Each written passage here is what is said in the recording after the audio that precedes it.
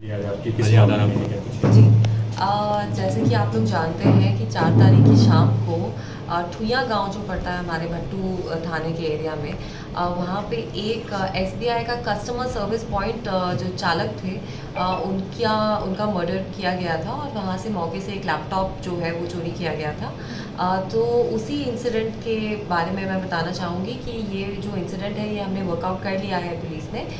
ये एक बॉच्ड डकैती का अटेम्प्ट था। जो लोग थे वो वहाँ पे आए थे ये सोच के कि जो ये कस्टमर सर्विस पॉइंट्स होते हैं इनमें रफली करीबन 1.5-2 लाख रुपए तो मिल ही जाते हैं, तो वो उसी की डकैती करने की मंशा से ही वहाँ पे आए थे। पैसे वो नहीं ले जा पाए क्योंकि वहाँ पे जो चालक थे, संचालक थे, उन्होंने जो चाबियाँ दी वो बाहर फेंक दी खिड़की से, तो पैसे नहीं ले जा पाए। तो उन्होंने वहाँ पे फायर किया था, उन्होंने 3 राउंड फायर करे थे जिसमें से एक मिस फायर हुआ था और एक जो डिसीज्ड है, जो विक्टिम है प्रदीप कुमार, एक उनको चेस्ट में लगा था जिसके कारण उनकी मृत्यु हो गई थी। मैं बताना चाहूँगी कि पुलिस ने, फतेहाबाद पुलिस ने, जो सीआईए टीम है, उन्होंने 7 लोग इस मैटर में अरेस्ट कर लिए हैं। 4 व्यक्ति जो थे जो कि एक्चुअल घटना के टाइम जिन्होंने घटना को अंजाम दिया, और 3 और लोग जो कंस्पिरेसी में उनके साथ शामिल थे, रेकी करने में, लॉजिस्टिकल सपोर्ट प्रोवाइड करने में। तो इनको हमने आइडेंटिफाई करके एप्रीहेंड कर लिया है, अरेस्ट इन सबको कर लिया गया है। ये जो लोग हैं वो 3 लोग, 2 लोग तो हैं जो फतेहाबाद डिस्ट्रिक्ट को बिलोंग करते हैं, एक भट्टू से है सुशील, और एक है पीली मंदोरी से ताशी, रोहताश उर्फ ताशी, और एक व्यक्ति है विक्रम जो कि भासड़ा गांव जो हिसार में पड़ता है उसको बिलोंग करता है। और जी हिसार वाला कौन सा जी?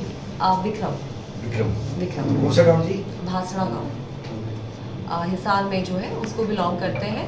और इनके साथ जो 4 व्यक्ति थे जिन्होंने एक्चुअली जो घटना को अंजाम दिया, वो 4 में एक है शक्ति, अंकुश, अंकित और अभिषेक।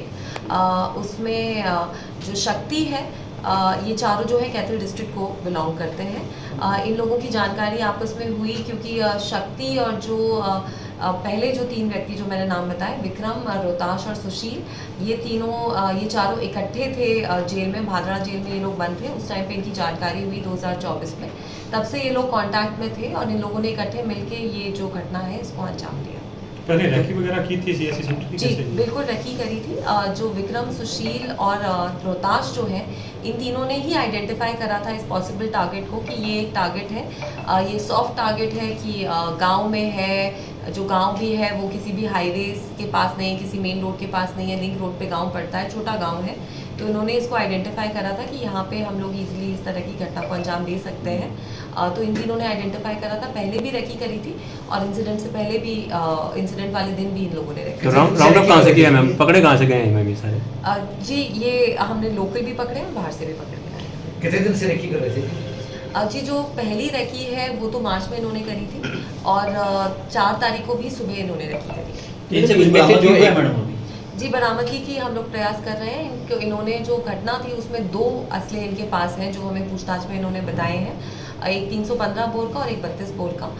तो हम इन्वेस्टिगेशन के ड्यूरिंग इनको भी वो जो लैपटॉप था वो बरामद हो गया? जी लैपटॉप हमने सेम नाइट ही बरामद कर दिया था। लैपटॉप जो इंसिडेंट का स्पॉट है उससे थोड़ी दूर रात में हमने बरामद कर दिया। मैडम इनका जो बंदे पकड़ेंगे उनमें से एक के पिता यहाँ कह रहे हैं कि रोडवेज में ड्राइवर वगैरह है कोई? जी अभी वेरीफाई करनी है। ये भट्टू में मैडम एक दिन पहले वारदात हुई थी, उसमें शामिल थे जी? नहीं जी। मैम लैपटॉप छीनने के पीछे क्या कारण था?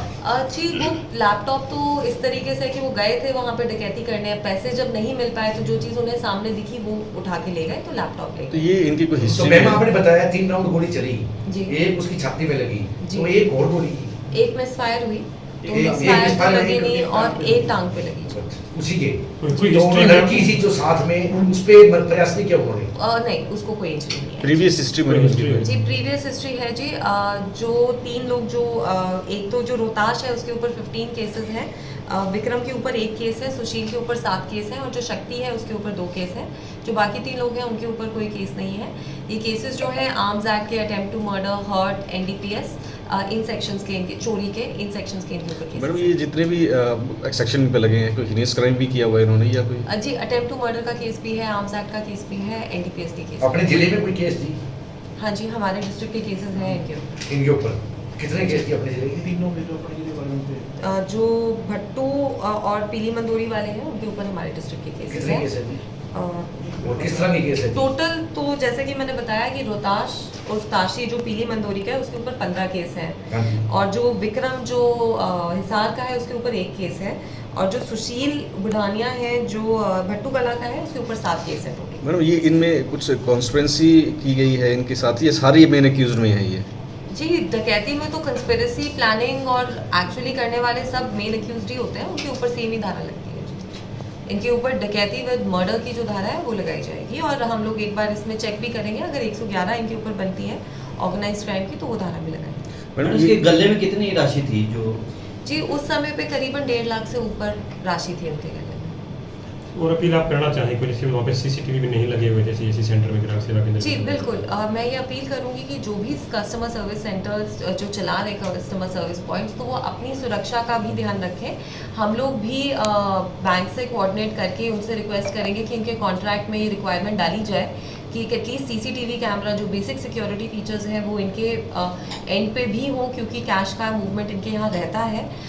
साथ ही साथ हम लोग भी उनकी लिस्ट लेके जो अपनी पेट्रोलिंग पॉइंट्स हैं, पेट्रोलिंग रूट्स हैं, उनमें इनको इंक्लूड करेंगे, ताकि इस तरह का जो इंसिडेंट है फिर से ना हो पाए। मैम एक बार बताओ, ये 4 लिंक रोड से गए हैं, लिंक रोड जो है नहर के रास्ते गए हैं, तो वो बिल्कुल छोटा रास्ता है, उस पर हमें फुटेज ढूंढने में भी काफ़ी मुश्किल हुई थी, तो वो लिंक रोड था। बाकी हम लोग प्रयास करेंगे कि जी जो चेकिंग है और उसको हम जो पहले robust भी एक बना बात तो सकें। थी, उसमें भी ट्रिपल सवारी थी, टोहाना में भी हुई, तब भी ट्रिपल सवारी थी जी, बाइक चेकिंग पे। तो हम लोग कंटिन्यूअसली कर ही रहे हैं, ये तो आप लोग भी कंप्लेन करते ही हैं, हमारे पास पत्रकार साथी भी कंप्लेन करते हैं कि जी रोक लिया, चालान काट दिया, पुलिस ने चेकिंग यहाँ कर दी, वहाँ चेकिंग कर दी, चेकिंग बहुत स्ट्रिक्ट हो रही है।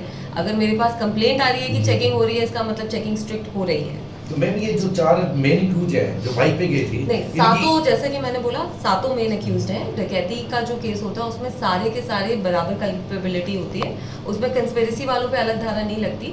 जो प्लानिंग में, लॉजिस्टिकल सपोर्ट में और एक्चुअल एग्जीक्यूशन में इन्वॉल्व होते हैं, सातों के साथ मेन अक्यूज होते हैं। इनमें कोई सबके नाबालिग खिलाफ- भी है जी? हाँ जी, एक नाबालिग है। एक नाबालिग है, कौन एक सा नाबालिग है जी। तो जी मैं आइडेंटिफाई नहीं कर सकती। नाम नहीं? मैडम एक इनमें जो जिस तरह मामले दर्ज हैं इन पे एनडीपीएस के हैं, एक्साइज के भी हैं, तो क्या ये कंजप्शन भी करते थे? ये नशे की वारदात, नशे को पूर्ति करने के लिए तो ऐसा नहीं कर रहे थे ये? नहीं वारदात जी, में। इस तरह की बात अभी सामने नहीं आई है, बाकी हम इंटेरोगेशन में देखते हैं आगे क्या बात सामने आती है। कोई इनमें कोई ऐसा भी व्यक्ति है जो कोई जॉब कर रहा हो या कहीं पे किस तरह की इस तरह ये? नहीं।